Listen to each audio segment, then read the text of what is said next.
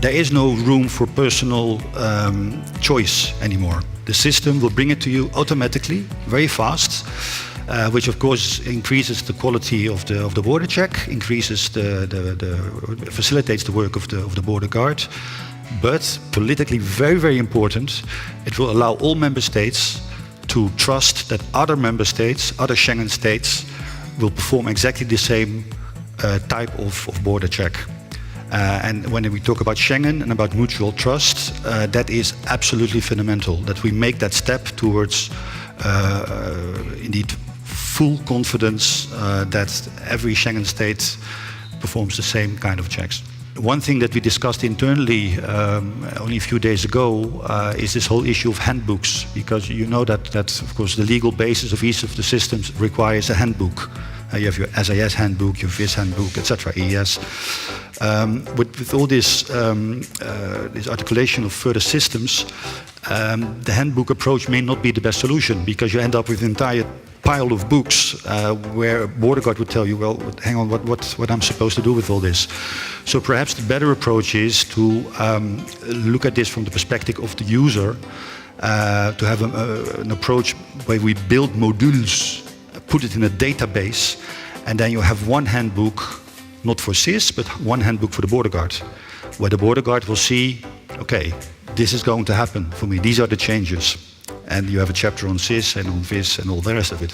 Sounds like a simple idea, but and it is of course very simple, but usually simple ideas are the best ones. Thank you very much indeed, Rob, for kicking off this session and reminding us that interoperability is not just a complicated phenomenon, but a complex program with several factors that have implications, and also a number of institutions involved, so that it really becomes an added value to those which is aimed at.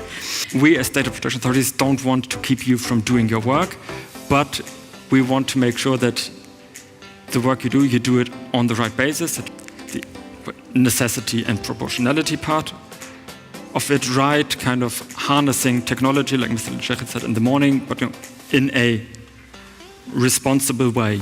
And that's also something that came out more from the user perspectives in the earlier panels. Okay, it's one thing to design the system on the broad European level, but then how to actually make it work. That's where a lot of work still is necessary. But more importantly, in the context of how I'm speaking today, entry-exit system and ETIAS, when we look at the numbers of records that are in these systems, are providing a substantial step. I started small step, now I'm saying substantial step towards interoperability, and we'll be putting in place quite significant elements of the components that will in future likely be leveraged for the purposes of implementing interoperability by EU-LISA. So through the merging of these systems, we'll reach a circumstance that the systems become more than the sum of their parts. We're seeing synergies here, and we're seeing that it's not just entry-exit system, ETIAS, VIS, etc. anymore. Together they are more than the sum of their parts. Again, work is already ongoing. We can say that entry-exit system is the very, very beginning, a small step indeed, but nevertheless a small step towards interoperability, and that work is already ongoing. Well, Abraham Lincoln once said that the best way to predict the future is to actually create it.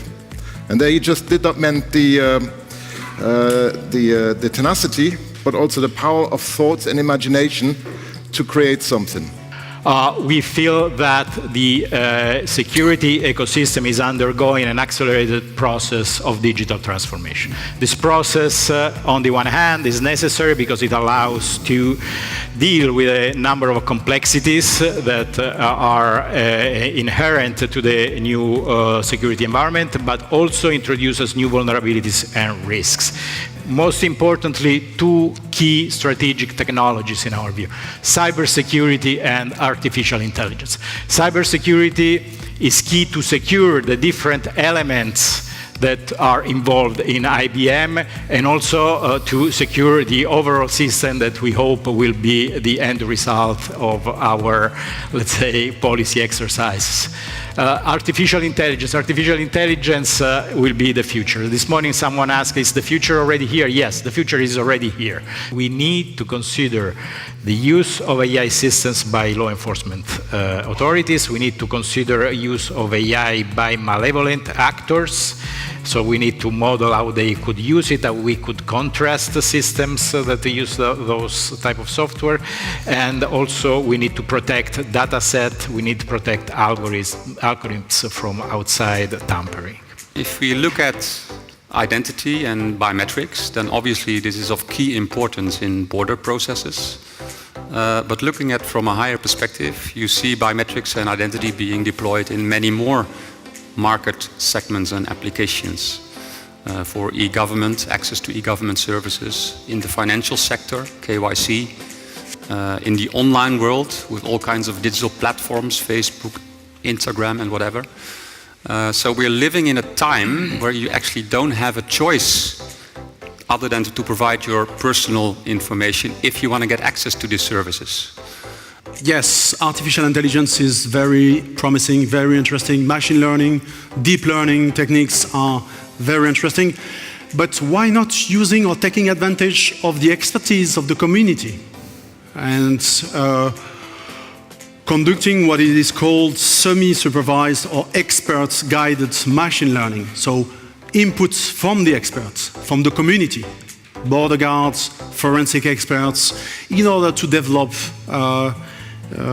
even better and inclusive system. If there is a need to override the technology, it may be in the future even more challenging than it is today. And we have to develop the border guards, the skills and the organization, the atmosphere that the border guards are really ready to make the decision when needed, so that we trust the technology, of course, but we trust it in an optimal way. But it has been proven that the more you train, which means the more data you give to the algorithm, the better result you get. So somehow the difficulty is not to have the machine run, it's to feed the beast. And some of the feeding may be in contradiction with privacy in general. Do you think there is a case that could be defended or could not be defended? What would be your or the panel's suggestion for how to solve that problem? My point was, in order to further improve the performance, because there are still room for improvements, taking into account the diversity, being transparent about the data sets which have been used, not necessarily super big data set, by the way, depending on the techniques you are using. It's an important step we have to promote in order to predict and have some reliability about the performance results we can expect from the system. But by the way, the biggest challenge we are facing with artificial intelligence is to hire people doing this. The last one we were able to hire is an astrophysicist, and now he's applying his techniques to law enforcement technology.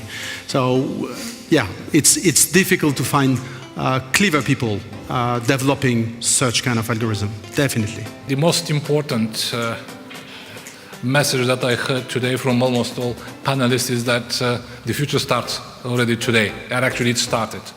So it's great to see consensus that now is the moment to act rather than waiting something, not known what. And that basically what we do today, or what we won't do today, to a great extent shapes the future of border management, the future of internal security, the future of migration management in Europe. And this is very important, that we have common understanding, that we need to act. So think big and get smart. Thank you very much.